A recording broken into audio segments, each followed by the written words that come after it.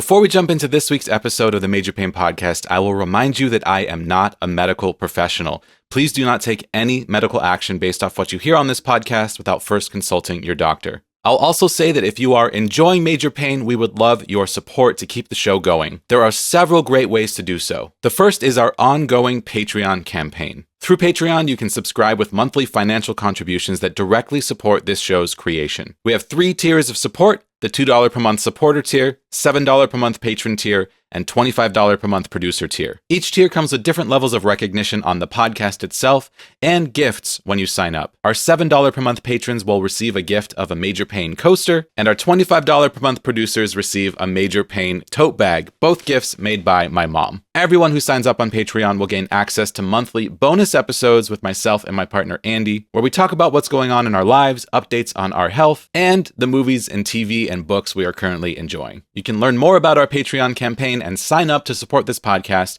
at patreon.com/majorpainpodcast. Extra special thank you to our Patreon producers supporting this show at the highest tier of $25 per month: Steve Kavanaugh, Chris Fowler, Trish O'Brien, and Hipster Leia. Other great ways to support this podcast include clicking our affiliate links, which you can find in the show notes of this and every episode. That includes Rare Patient Voice, an amazing program where you can be paid for your time to participate in research studies and surveys. If you have a diagnosis of any kind or you are a caregiver, you qualify to participate in Rare Patient Voice. Sign up using our link, rarepatientvoice.com/majorpainpodcast. And if you participate in a research study or survey, you will earn an average of $120 per hour for your time. You can also support this show when you sign up for NeuroHealth. NeuroHealth is an online headache and neurology clinic where you can get the care you deserve without the wait. Head to neurohealth.co/majorpain to get a discount and support this podcast when you sign up. Or you can head to our Amazon shop,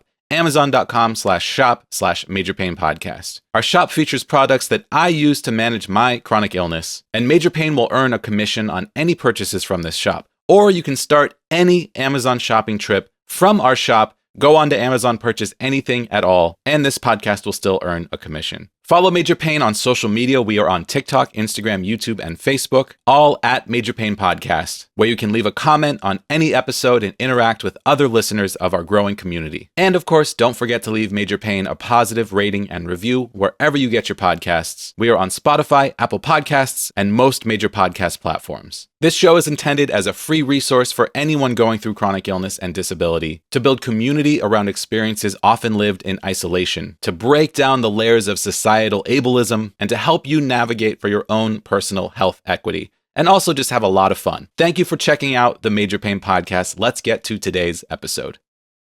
How lucky it is just to get through a day without pain. If you look at me, it doesn't appear that I have a disability. A test that comes back abnormal, it's like, yes, we're onto something here. Welcome to Major Pain. I'm your host, Jesse Mercury, and this week I'm joined by my guest, Dr. Melanie Hoppers. Welcome to the show. Hi, Jesse. How are you? I'm doing great. I'm so thrilled to have you on the show today. Thank you so much for having me. Me as well. Yeah, my pleasure. There's so much I'm excited to talk to you about. Before we get into that, let's get to know you a little bit. So why don't you tell us a bit about yourself? Okay, so I'm a physician. I am an internal medicine doctor and also a pediatrician. And I've been doing that for about 25 years. And I love to hike. I love my animals, and I love to work. I love to see patients. I love to learn. And that's pretty much all I do. What kind of animals do you have? I have dogs. We have a bearded dragon and a cat. Oh, wow. Amazing. Yeah. And what part of the country are you in? We live in Tennessee, and Okay. I'm here most of the time, but I also travel to Utah where I work. And so I kind of working into a dual citizenship between Utah and Tennessee. I live between Nashville and Memphis. Amazing. Well, You're someone I'm so excited to talk to because I know you have a wealth of professional knowledge, but you also are a caregiver, which is something that is so important to the chronic illness and disability community, and the ways in which health challenges can affect not just the person experiencing them, but our community, our loved ones at large. And I know that your daughter has a chronic illness. So what is your daughter's major pain? So Sarah has myalgic encephalitis, chronic fatigue syndrome. She has mast cell activation syndrome. She has POTS. She has orthostatic hypotension. Wow. She has cranial cervical instability. She had tethered cord that's been repaired. She is hypermobile. And so she has all the things, all the fun. Wow. Yeah, wow, that's a lot. And, we were just discussing before we started recording that I have mast cell activation syndrome, so I'm very familiar with that. And so your daughter has hypermobility, POTS. Does she have EDS? Is that something that's been looked Yes, into? hypermobile spectrum disorder. Okay, so sort of a sister disease to Ehlers-Danlos syndrome. And there's so much research going on right now about this relationship, this triad of hypermobility, POTS, and MCAS. It's very interesting. I mean, a little off topic in the beginning, but is that something that you've learned anything about as a physician? Oh, absolutely. When Sarah got sick, I had never heard of POTS. I had never heard of MCAS. It was not on my radar. In medical school, that there was no instruction on that. There was no instruction on myalgic encephalitis. They did talk about chronic fatigue syndrome with an eye roll and this person's crazy kind of attitude. And that's really the way it is across the country. We don't train for these illnesses. So no, I had not heard of it. Got a quick education, because you can't find help for it either, especially in a child. Which is really important to me. That's something I really hope that we can change. I figured out what it was eventually, looking, reading, trying to find things. Even once I found out, it didn't help in the sense that I asked the specialist that was seeing her at a large children's hospital, what about this? They literally had no comment, no comment.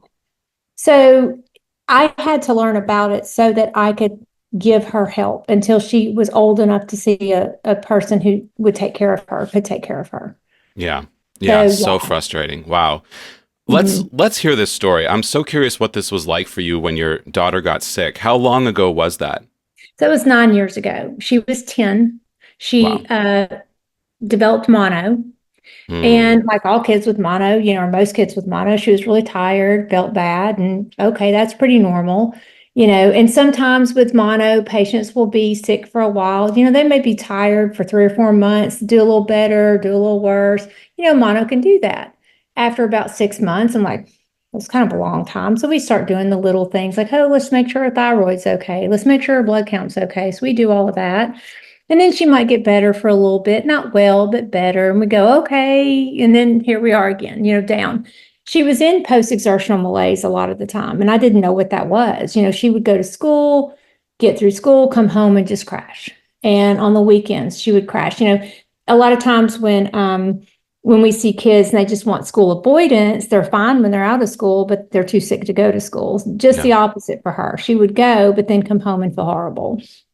And so, after about a year, I've gone to primary care, nobody take her there. Nobody really had, didn't know. We'd done all the big workups and hadn't found anything. Got a referral to neurology. Neurology saw her. About this time I had, found the definition of myalgic encephalitis and said, hey, I think this is what it is. There's a comment in her medical chart. Mom thinks she has myalgic encephalitis, period. That was the last of that discussion. They did sleep studies, did all this stuff, couldn't find anything. And that was the end. They didn't have anything else. There was nothing else to do. We think she has hypersomnolence. She likes to sleep a lot. And we don't know why. We don't have an answer, don't have anything to do. The end. So I, continued to look, and I found the Bateman Horne Center. I don't know if you've ever heard of them, but Dr. Lucinda Bateman founded the Bateman Horne Center 10 years ago, I think. I'm not exactly sure of the numbers. But she's been taking care of patients with ME/CFS for quite a while. And I found her and I emailed her. I don't know how I found the email, but I found an email and I emailed her and I thought she'll never answer me, but why not? No one else, I'm desperate at this point. I'm drowning and desperate. And a few days later, I got an answer from her and she said, hey, I'll Zoom with you and talk to you about this. And it's like, wow, okay. So, talking to her was like somebody reaching down in the middle of the ocean and pulling me out, because just knowing that there was someone out there who knew what was wrong with my kid. And she said, a lot of patients have orthostatic intolerance or, a form of POTS or orthostatic hypotension, the dysautonomias. And she told me how to test for it, and I tested for it. And to this day, the worst results I've ever had were hers. Wow. She had the worst case of dysautonomia of any, at least as far as numbers goes, I had ever seen, and since.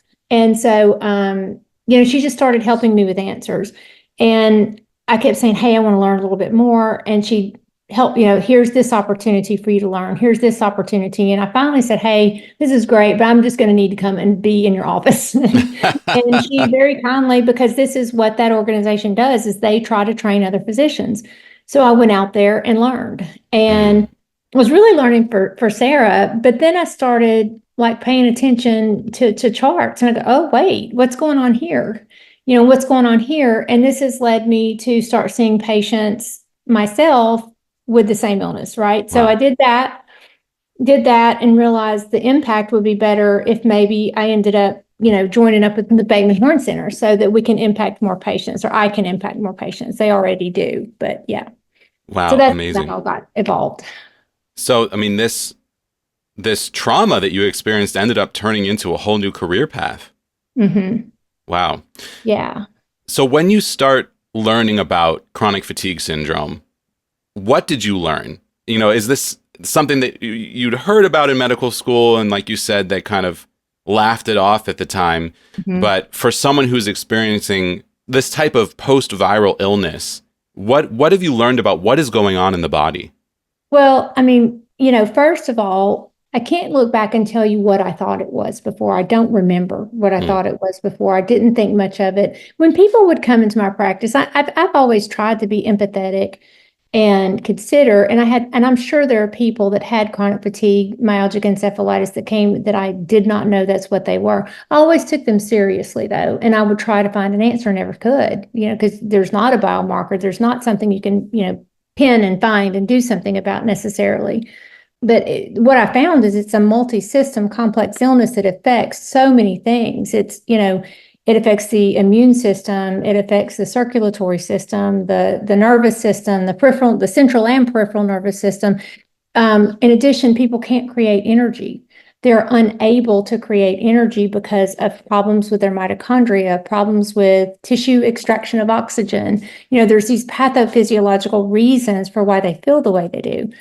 And it's incredibly complex. It is a very disabling condition. And it impacts all aspects of their life. And it's really tough. And what's especially tough too is that so many people, I don't understand why physicians, especially providers, doubt it. But they not only do they have this horrible condition, but then they have people doubting them. And so, but yeah, I just learned that it's incredibly complex. Yeah. And I know that there's scientific research happening now, especially post-COVID, when so many people are dealing with long COVID, and there are, scientists who are putting these pieces together and saying, hey, maybe this chronic fatigue syndrome thing is a form of long COVID for other illnesses. Have you noticed a difference post-COVID in how this is sort of accepted in the medical community? Mm-hmm. I have, certainly. So much more research is going on. In some circles, it is now, it's considered a fact, and it is a fact. Yeah. And the thing is, COVID is a virus, just like mono is a virus. And ME/CFS is frequently a post-viral illness. So it's about 6% of our population, of our adults, have long COVID. And about 50% of people with long COVID meet criteria for ME/CFS. So essentially in the United States, I've crunched the numbers. We've gone from about 3 million people pre-pandemic to 10 million people post-pandemic. Wow. 75% of those people are going to have disability to some degree. Yeah. I call that a mass disabling event that we had. Yeah, no kidding. Yeah. Look at how many people need resources, need help that they're not getting. So yeah, absolutely. Yeah, for sure, there are definitely more people who are paying attention, definitely more people who are getting on board and trying to treat patients. But I tell you, there are still people who do not believe these patients, for sure. Yeah, absolutely. It's It's a foundational problem in the medical system that so many patients are not believed. I've lived through it. A vast majority of the people I've interviewed over, I think we've done over 170 episodes of this show at this point. Vast majority of people have gone through that at one point or another, oftentimes over and over again, to the point where you start to question your own sanity. And it is creating medical trauma that doesn't need to be there. And it's devastating.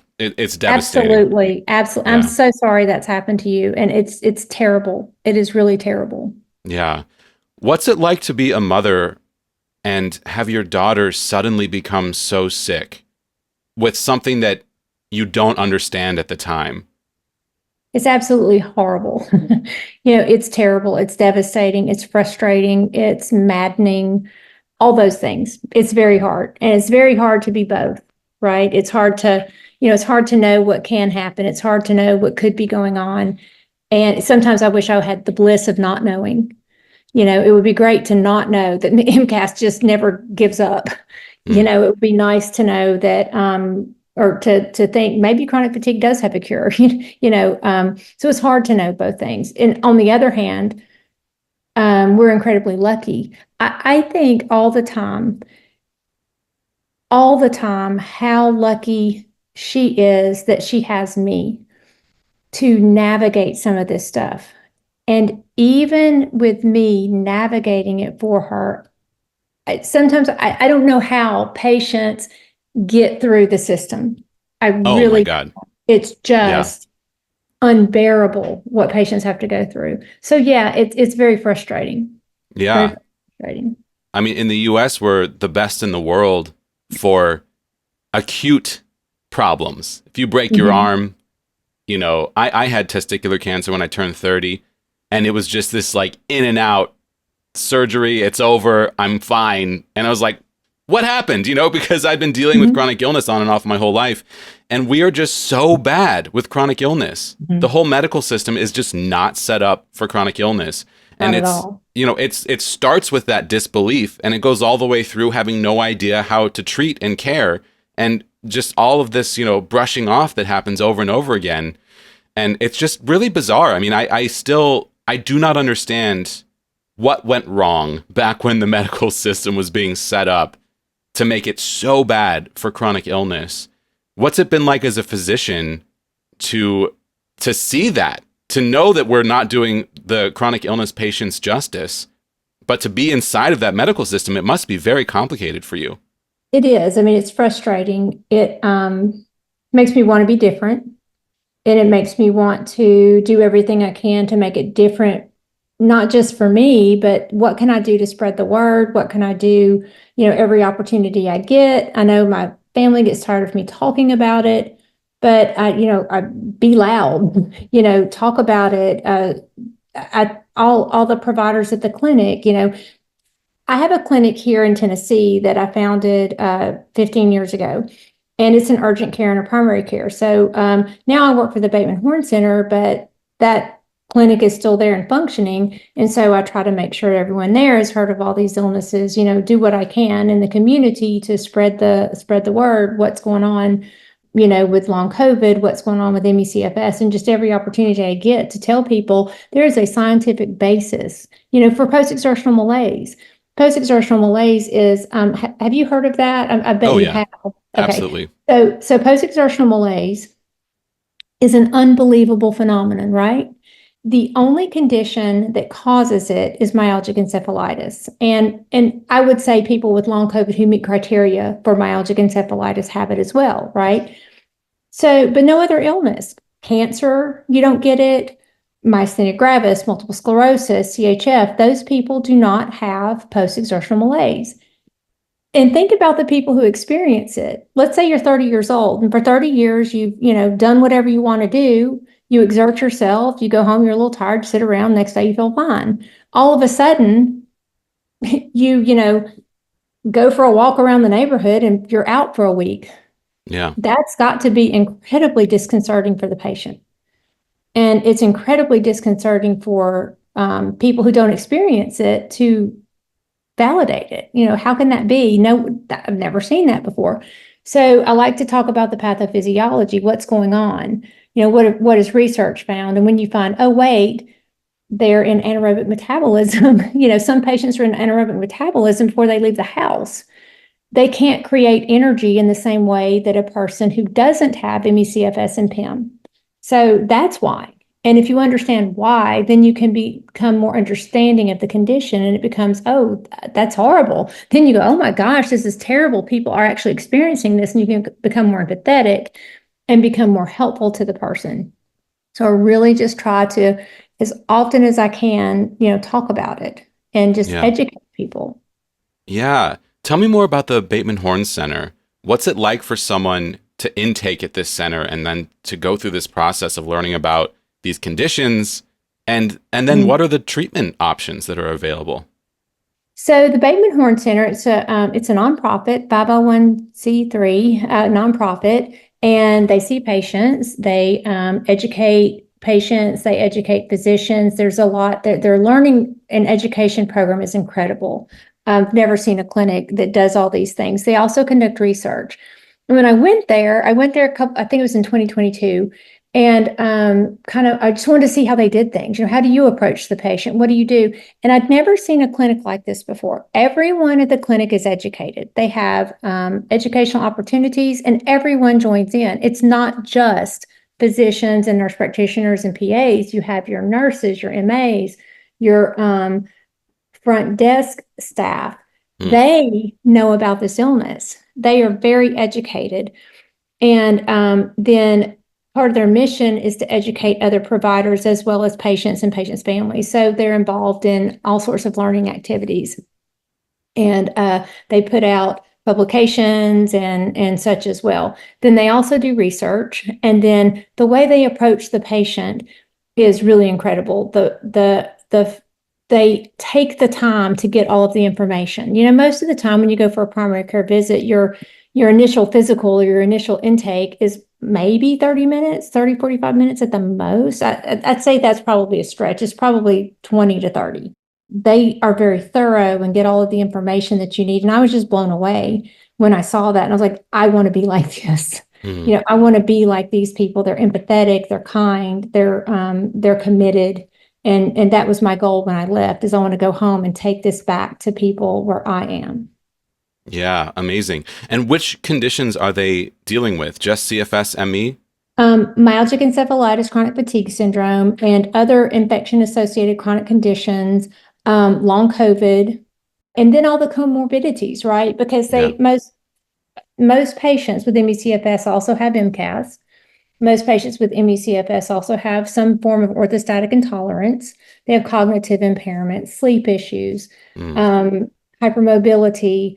We're learning more and more about things like cranial cervical instability and tethered cord and its contribution to this illness.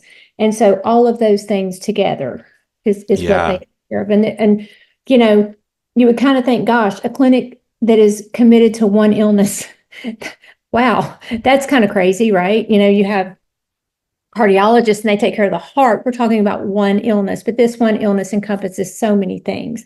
And there's not very many people around the country who take care of this. So, it's very discouraging how many people have this illness, especially now due to COVID, and so few people to take care of them. So it's really, really important what the Bateman Horne Center does in teaching other providers how to take care of patients. That's the goal of the talk. I told you I was working on a talk today. Yeah. And the talk I am doing is geared toward primary care. Here's how to approach the patient with MCAS. Here's how to approach the patient with orthostatic intolerance, and so on and so forth. Yeah. Yeah. And I want to ask about that. But I'm so curious. So if someone has chronic fatigue syndrome and they come into the Bateman Horne Center, what sort of therapies are aimed at these patients for this disease that is, oftentimes there is no cure, but there are things that we can try to do to help the patient to live their best life possible. And with chronic illness, that's often the best we can do. And something that, I know that I have a disease that can't be cured, but I've learned to be so grateful for the therapies that I have that are very effective for me. So what is available for CFS ME? Okay, so there's tons of things. The first thing I do when I talk to a patient is I talk about post-exertional malaise and pacing. Because again, like I said, this is a weird phenomenon, right? You know, if you get this disease when you're 40, for 40 years, you've lived your life a certain way. And all of a sudden you can't live that same way. So I see providers gaslighting patients. I also see people gaslighting themselves. When they tell me about the illness, sometimes I can say, you're not telling me everything. I'm here. I want you to tell me everything. I won't think you're making it up, because I can tell that they think, you know, this is too unreal to be believable, and they won't tell me the whole thing. But if we talk about post-exertional malaise and we talk about pacing, because if a person can pace successfully, frequently they will have improvement of their functional baseline. I'm not saying they're well, but they will have some improvement. So many people are in this kind of constant state of, I'm going to push to get through work, then they come home and crash. Push to get through this event with my children, then they come home and crash.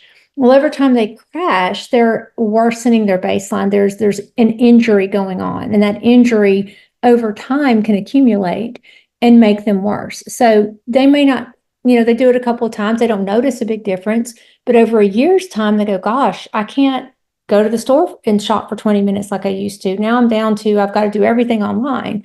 Well, that may be because they're constantly pushing and crashing. So we talk about pacing, and, you know, I tell people all the time, look, if you pace, you may lose time because you're doing all these breaks, in the sense that, you know, let's say you do 30-minute break every 2 or 3 hours in a day. You think, well, I've lost 3 hours. Well, not if you also don't crash for 2 weeks. You've gained that time back. So overall, and you aren't worsening.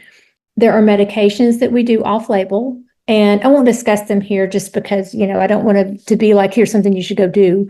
But there are some things that we can do for post-exertional malaise that are off-label. You know, so many people have MCAS, and a lot of their symptoms are being driven by MCAS. So if we can get that under control, and as you know, we use histamine blockers, we use mast cell stabilizers. There's compounded things that we use for that as well.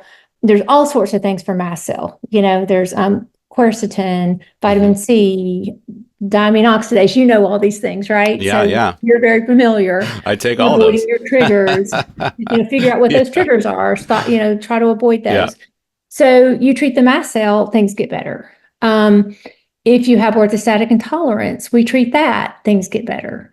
You do all those things together. Sometimes it's a matter of you do a little bit of this, a little bit of this, and you start getting 1 + 1 + 1. You start to get to something that matters, right? Because you do a little bit of pacing, so you're not in PIM as much, and then you start to control their mast cell better. You start to control their orthostatic intolerance better. They're not well, but you get a little more quality of life. So there are definitely things you can do.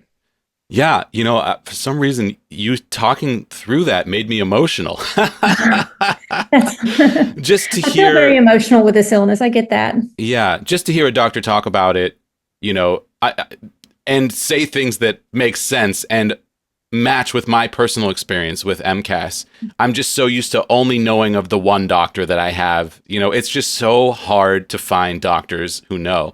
And yeah, everything that you mentioned for MCAS is exactly right with my experience. These are things that I take, and there's this long list of things. And it's just like you said, you try all these little things, but then they start to add up. And, I don't think that I have CFS. I think I just have MCAS, but I also have small fiber neuropathy as sort of like a downstream effect of not treating that for most of my life. But just MCAS alone is so hard to get under control. And it's a constant struggle every day, but I'm making such huge strides and I'm getting so much better. And that's what it's all about, is just trying to see a little bit of improvement every day. And all of these different things that I'm doing are maybe like 1 to 5% improvement each. Right. But then I'm doing, like 10, 15 different things. And that's a huge percentage of improvement. And then your body starts to hopefully your body starts to right itself. Once you're forcing stabilization on the mast cells, then maybe they'll start to, calm down a little bit in general. That's what I hope for the future. And who knows, every time I miss one of my medications, or I'm exposed to my trigger, or I cheat on my diet, or I exercise too hard, I still get very sick. But who knows what the future holds? I'm very hopeful about that. How long have you been treated? About 2 years. Okay.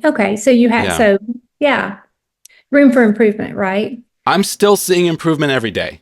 Every day. Wonderful. Yeah. And I don't know what the top of that is. I don't know where the lid is on improvement. Mm-hmm. And I'm still, we don't know why I have mast cell activation. It could be idiopathic, but we're also still exploring, like, is there something else that is causing that? Mm-hmm. And I just found a new lead that it would take too long to talk about. Yeah. But, things are always changing, always adjusting. This lead is something I will go into in detail if it pans out, but it's still premature at this point to talk about it. Now publicly. I'm intrigued. I'll tell you after the fact. I'll tell you after. Okay. I will definitely be sharing this with the audience once I know more. Yeah, so all those little pieces start to add up, and then your life starts to change, and it is possible. And to have a physician who knows that, who can guide you through that, is crucial. But instead, most of us are talking to doctors who don't believe us. And how can you even start the process of healing when your doctor won't even get on the same page with you? It's so deeply upsetting. I have some questions I'm so curious about for you. So for someone who's like working on the front lines of CFS, ME, I've talked to so many people about this over the years on the podcast, and we still don't know exactly what this disease is. But one of the theories is that there is lingering virus in the body. This is one of the major theories that I keep seeing, is that the body doesn't fully clear the virus. And then one of the other major theories I'm seeing is that this virus upsets the balance of your mast cells, and your mast cells start to flare. And that could be one of the foundational issues with, some sort of post-viral illness. Or maybe it's both. I'm curious to hear your thoughts on those theories. So one of the things about mast cell is that it's felt that maybe there are certain people that have this tendency toward having some mast cell problems. So there are people that I see in the clinic all the time that maybe they have but they have irritable bowel syndrome, but they're okay. They're going to work. They're okay. Their life isn't hugely affected. It's not comfortable or fun, but they're okay. And then they get something like COVID. And then their mast cells are already kind of a little, twitchy. And then they get COVID and they get this cytokine storm, and they get this this big inflammatory response, and it becomes chronic. And then the mast cells get overactive, and it's just perpetuated. And so now they're even more twitchy. I kind of think about them as, soldiers on crack, soldiers back in World War II when they were on amphetamines, and they were just kind of like, so a noise comes behind them and off they go, right? Kind of mast cells are kind of like that. Now they're going to respond to things or over respond to things more so than they did before. And so now it's on, and so everything kind of goes haywire. With ME/CFS, there's dysfunction of the immune system. Some parts are overactive, some parts are underactive. There's neuroinflammation, there's microglial cells that get activated, and so on and so forth. It's a lot of an inflammatory process that's going on. Yeah. And what about this idea of lingering virus in the body? Is that something you prescribe I'm so to? sorry. Yeah. So there's two thoughts on that. Some, especially with long COVID, they talk about that with the viral reactivation. So things like EBV, some of the studies have indicated that perhaps, or it's postulated that perhaps what's going on is they're able to reactivate because of the immune dysfunction and dysregulation that's going on. And then there's also thoughts like with COVID that there's lingering remnants of virus, or maybe the spike protein, and then that's triggering some things, triggering the ongoing process for some people. Yeah, and we don't know yet. There's all these great theories, and I'm excited that there's so much research happening. There's a study that's being conducted now with use of valcyclovir for reactivated viruses, for reactivated EBV. I've never heard of that. Yeah. Wow. And some people currently use that in ME/CFS. Some people will respond to use of Valtrex or valcyclovir. Some people will have some symptom improvement. Again, not a cure, but it may help their symptoms. Yeah. What has the journey been like for your daughter since getting diagnosed? Obviously, there's all these other diagnoses that you mentioned in the beginning, the hypermobility, tethered cord, MCAS. Was that sort of once you got to the Bateman Horne Center, did they start to peel back these layers of diagnostics one at a time? Right. And, she's definitely had some improvement. She has had a hard time. She was 10 when she got sick. And so she's had a lot of years, for 8 or 9 years, we had primary care here and she had, some direction from me, but there wasn't really anyone who was specifically seeing her for ME/CFS or for POTS or for any of the comorbidities. And, for the first couple of years, we didn't know what PIM was. We knew she was tired. We knew she crashed, but we didn't know it was harmful to encourage her to get up and go to school. We didn't know it was harmful to say, come on, let's go. We've got to do this. So she had all that on top of everything. So it's definitely been a process. And it's funny. I'll tell you something about MCAS that I learned. We would talk about MCAS, and I really didn't think she had MCAS. I just didn't think she had it. And she didn't think she had it. And she ended up getting a PICC line for fluids for her POTS, and we found out she had MCAS. Her MCAS did not like that line. And so she got these crazy rashes. They were just, we finally had to get the PICC line out. But that's how we were. Her doctor was sure she had MCAS, but we weren't sure. Wow. Until that happened. So his brilliance was revealed and all of that. But yeah, it's just been a process. And she has the hypermobility and has had this inflammatory process going on for so many years. She now has been diagnosed with cranial cervical instability and tethered cord, which is likely a response to the damage to the collagen, damage to the connective tissue that has occurred from MCAS. Yeah. So, MCAS can damage that connective tissue and then make you hypermobile so that you have instabilities in your spine. Sorry to interrupt, but it's so interesting you bring that up because I just read Lawrence Afrin's book Oh, on mast cells. Grazer? It's called, I have it right here, Never Bet Against Occam. Yeah, never bet against Occam. Yeah. Yeah, He's awesome. and yeah, it was fascinating. And that's one of the things he talked about is that, this trio we keep seeing together of hypermobility or Ehlers-Danlos syndrome, POTS, and MCAS. What if the mast cell activation is damaging connective tissue, and that's what's leading to the hypermobility? For these people that have the non-genetic form of Ehlers-Danlos syndrome, the hypermobile, or at least we don't know of a genetic factor yet. There may be one.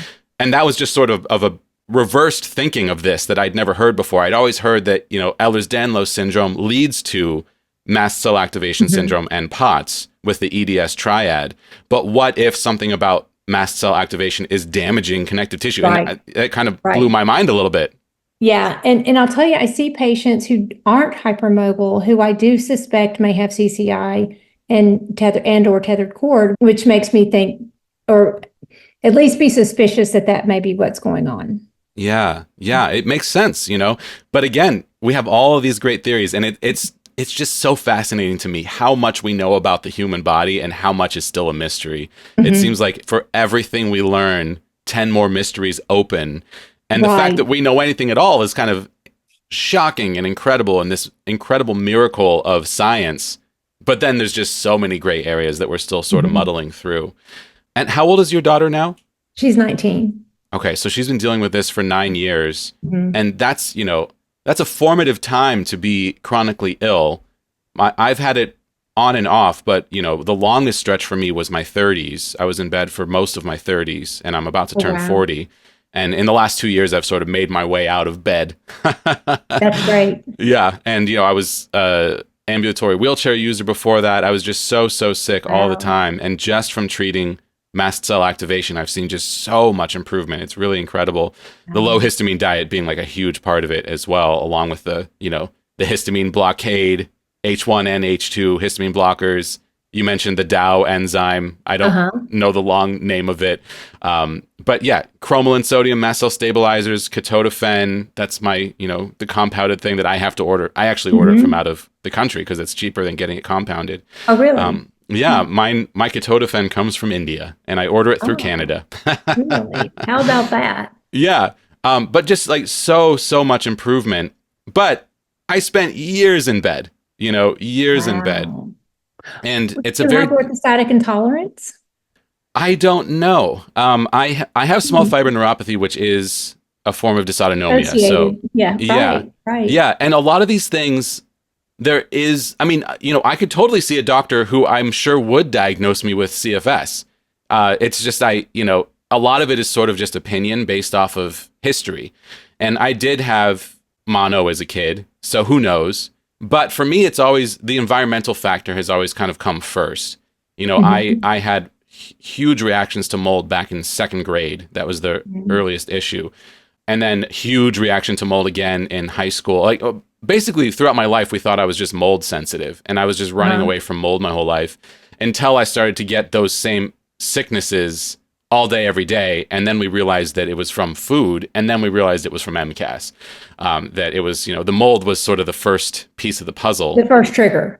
Yeah, yeah, totally. But I'm sure that there's a doctor out there who would diagnose me with CFS. It's just, you know, that the doctors I have don't think so because of the order of things. But the point I'm trying to make is that a lot of this is opinion. You know, a lot of it is a doctor's clinical opinion. And even my MCAS diagnosis is a clinical opinion because we weren't able to capture evidence. The labs. Right. Yeah, the labs are challenging. They're so tough. But the medication worked so well that I got that diagnosis. So MCFS, we diagnose it with criteria. There's 3 core criteria that you must meet to have it, and 2 minor criteria. And one of the criteria is post-exertional malaise.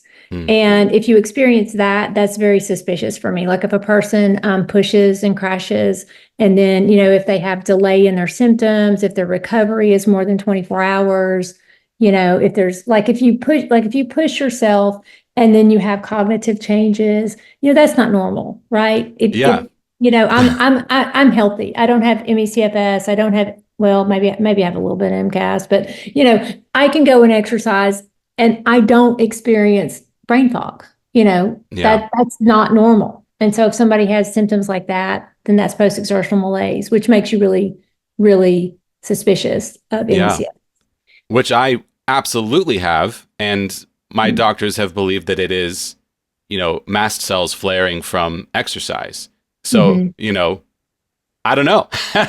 Semantics, maybe, right? Semantics. Yeah, exactly. I think that's the point I'm trying to make is like, because we don't have hard science yet for a lot of these things, it ends up coming down to semantics with your doctor. But the only thing that matters is it working? Is what you're doing working? You know? Right. So yeah, it's just interesting because as the patient, the name that we put on our symptoms is so important, and it changes everything about your life to have a diagnosis. And I went for years without one. I got diagnosed at 38, and I'd been sick off and on my whole life. So I know how important it is to have that name. But at the same time, that name can be just semantics. So it's just an interesting thing to think about. Well, and it also can label you. Yeah. You know, it can also label you. You go into a lot of places and say you have ME/CFS or you have MCAS, and people immediately are going to discount you. Yeah. Which is so unfair. It's just so unfair. Totally. Yeah. Which reminds me, so you're putting together this talk about MCAS and something to present to other physicians. What are you hoping to change? What are the messages that you want to get out there to other physicians? So one of the messages I have is be aware of post-exertional malaise and be aware of pacing. So important because you can change a person's outcome by helping them to understand pacing. Another thing, one of my stated goals in the talk is I want you to be able to feel comfortable approaching a patient and doing something. I don't want you to feel paralyzed with where do I start? So I'm breaking it down into 3 manageable pieces of that illness. You know, there's MCAS. And even though MCAS is a very complex multi-system, I mean, it affects all the systems, right? Everything. And you approach a patient and just go, you know, what do I do? Forget it. I can't, you know? And so I say, just break it down. If they meet these criteria, then it's okay to treat them. You don't have to have the lab diagnosis. We want to have the lab diagnosis. It's helpful, but we don't have to have it. And a lot of the medications, I mean, you can get H1, H2 blockers over the counter. You don't have to even write a prescription. And, you know, get the providers comfortable with the basics. And then, okay, you're comfortable there. Now let's expand a little bit. And let's talk about how do we get that compounded ketotifen, you know, and start talking about things like that they've never heard of. But I start simple and just try to give them some simple, basic things. You see the patients improve, and that's positive feedback for a provider. So we want to make people well. I think sometimes Sometimes people are just mean, and you can't help the mean people. What do you do about them? Forget, just don't go back to them. But most providers got into it to help people. And so what I think happens is when they don't help somebody, they get a patient like MCAS, don't know what to do. They don't help them. They get frustrated and feel kind of feel bad. And so, we avoid things that make us feel bad. So we don't, spend a lot of time trying to figure it out. Maybe that's just a theory. I don't know. But if I can give them some tools for success, then they feel successful. And then they realize, wow, once you start to see MCAS, you can't unsee it. And then you go, oh, wait, you may have MCAS and you may have MCAS and you may have MCAS. I mean, it's up to 17% of the population, right? Irritable bowel syndrome. Irritable bowel syndrome is most likely MCAS.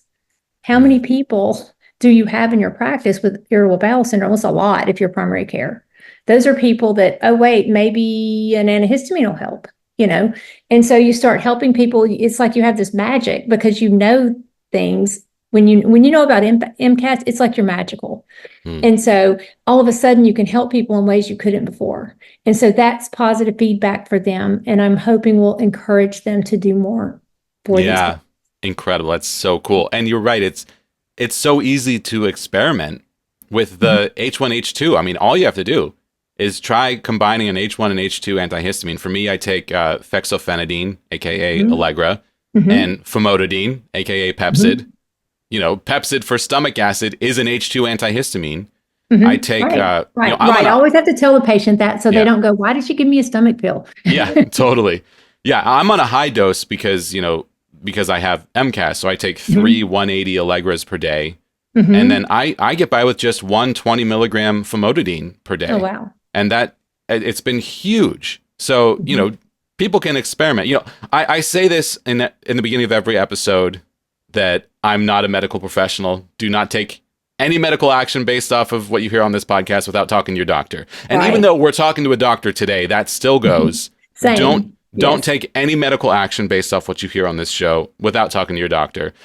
But this is something you can take to your doctor and say, this is an easy thing to try, and then just monitor and see how you do. And quercetin is a naturopathic mast cell stabilizer. It's very effective. I take it twice a day. And it's just over the counter. There's so many things that are over the counter. The DAO enzyme, DAO, breaks down histamine. And, this was one of the huge things for me, was learning that I was not digesting histamine. And every time I ate, I was getting so sick. And I was also eating, fermented foods because my doctor told me you need to fix your gut biome. So he's got me on this wasn't a doctor, this was a naturopath. So he's got me eating like kimchi and sauerkraut and kombucha. And all that stuff is death if you have histamine issues from MCAS, because it's like the highest of histamine foods. Right. So, but there's so much you can just try. And I was so lucky to be able to try under the wing of a doctor who understood, but I totally recognize that a majority of people who are going to hear this won't have that. A majority of people won't have a doctor that know anything about MCAS. Except they all mistake it for mastocytosis. They all think it's, oh, well, you don't have excess mast cells, so you're fine. That's mastocytosis. That's a different disease. They are related, but it's just very frustrating. And I still run into that sometimes, that the ignorance among doctors. Well, the first patient it was first postulated, I think, in 1991 by 2 physicians at Vanderbilt. And then it was in 2007 when they had the first patient they described with MCAS. So, again, I don't want to date myself, but I was done with medical school at that point. Right. And I remember hearing about mast cells, but it was mastocytosis, like you said. And I remember the first time I was at the gym and I had my earbuds in. I was listening to Dr. Larry Afrin do his talk. And I remember just feeling like the world had been opened up. I felt like, what, listening to everything he said, it just made sense. And I just remember just feeling like my whole world had changed when I listened to that lecture. Yeah. And he's incredible. He's so smart, so brilliant. Yeah. And if if someone has a doctor, if they think they have MCAS and they have a doctor who's willing to listen, there is information. There's information on the Bateman Horne website. They have, again, they have educational resources for physicians, nurse practitioners, PAs, or anyone, medical or family members, or you just want to learn. Go listen to there's all sorts of things on the website, but physicians can use that as a resource. You have to have somebody willing to look, but providers are busy. We're fighting with insurance company all day long. So, we're fighting the good fight to get your PAs and all that stuff done. But if you have one that might take a look, there are things that are out there. Yeah, totally. Yeah. And Dr. Afrin is a great example of someone who is publishing a lot of stuff to try to help and to try to change people's minds and to try to just, science is wonderful and amazing. And the problem with science is that it's always changing. So, and that's not a problem. That's a good thing. That's what we want science to do, right? We want new science to be done to show us why the old science was wrong. But the problem is that in medical science, when someone's out of medical school, like you just said, I find that doctors are very reticent to take on new information post-medical school. And if the science has changed post-medical school, it's going to be up to the patient to try to do their research oftentimes, which is frustrating. We shouldn't have to do that, but unfortunately we do. Right. And to try to and just keep advocating for yourself until you find the doctor who is also reading these new research papers that are being done. Right. And it's possible. It feels impossible, but it is possible to navigate this system. There are great doctors out there. You are doing amazing things for your patients. I have so many doctors on my team now that are so wonderful. And I am so thrilled still that I'm able to say that because I couldn't for most of my journey. But it is possible to move forward. I know that you mentioned that you use some things off-label. And, if you're not comfortable talking about this, we can absolutely skip this question. But I am curious, just because it's come up on this podcast so much, if low-dose naltrexone is on that list? Yes. Low-dose naltrexone, I use it for, I like it because for me, it does a few things. Okay. So with ME/CFS, it can help fatigue. It can help brain fog, and it can help mast cell. Maybe it's helping the brain fog because it's helping mast cells, help to stabilize the mast cells. What it does is sometimes I'm a nerd, so it comes through, but the LDN modulates microglial cells through their toll-like receptors, and it suppresses activation of those microglial cells. When they're activated, you get brain fog. And so that's how it's working. And again, it also helps fatigue. It also helps pain. It can help pain in some people. And so overall, it's one of my favorite meds because it does I'm kind of hitting more than one thing. I always tell people, it's going to take a few months before you notice much of a difference. And so a lot of times people go, what happens is at first I have to remind them, hey, it's time for your refill. And after about 6 months, I notice they're calling me when it's time for a refill. So that's how I know it's helping. And then occasionally I'll have patients go, I don't think it's helping. I'm going to come off of it. They come off of it and then oftentimes come back and go, I think I want to go back on that. Yeah. Yeah. So, thank you for sharing that with us. And I know we're not here to, dispense medical advice, but this is one of those drugs that I just keep hearing people talk about having good experiences with. And it's a very low dose. I take 3 milligrams a day. And I have noticed a difference myself. So, something I learned about from the podcast, and I was very curious to hear your experience. And I'm really glad you're willing to share that with us. Thank you. And as a matter of fact, I don't know if it's on the website just yet, but I did I did this little series that I'm working on, what we call one-pagers. And it's like in one page, what's LDN? In one page, what is this, that, and the other? So busy providers can go on there and go, I need just a quick LDN for dummies. And certainly they can go and read more, but here's kind of the nitty gritty on it.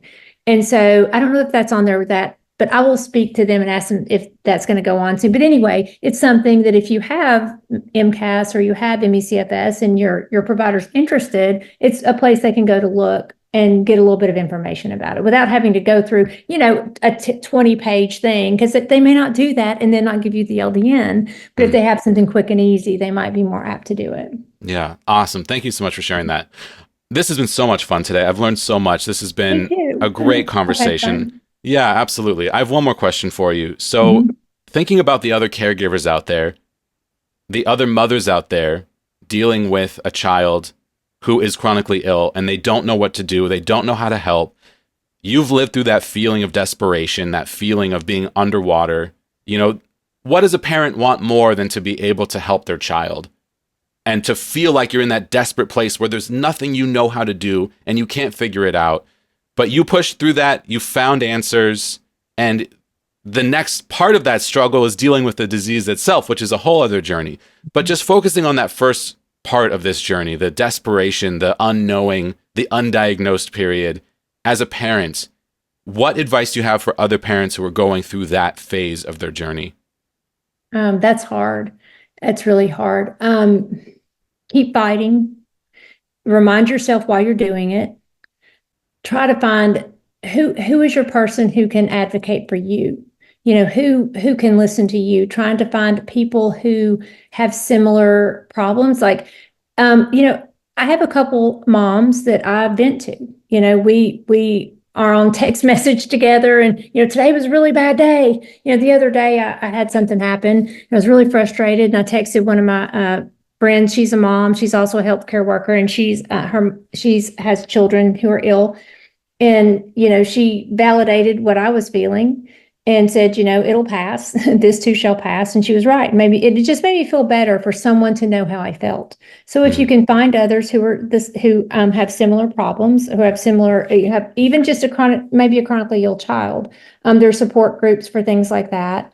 And just, you know, I wish I had some great words of wisdom on how to find a provider to help you, because that's the frustrating part. And I know so many times I remember I was at the hospital with my kid, and I remember walking down the hall and just being so overwhelmed with grief for people who did not have the same background I had, trying to navigate these waters, and thinking, you know, I have so much to be thankful for. So a lot of times what I do is I try to think of what I can be grateful for. For me, that's it. You know, I have some healthcare background and I can help her better. Maybe, you know, you live in a place where it's peaceful outside, so you can be grateful for that. But find anything you can be grateful for, because when you're feeling grateful, it's hard to feel anxious.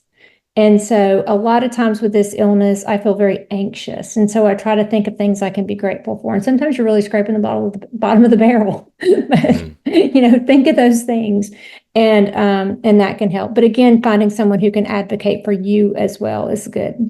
Yeah, amazing answer. I love that answer about gratitude. It's so important. My new therapist has been working with me on a gratitude practice, and it helps.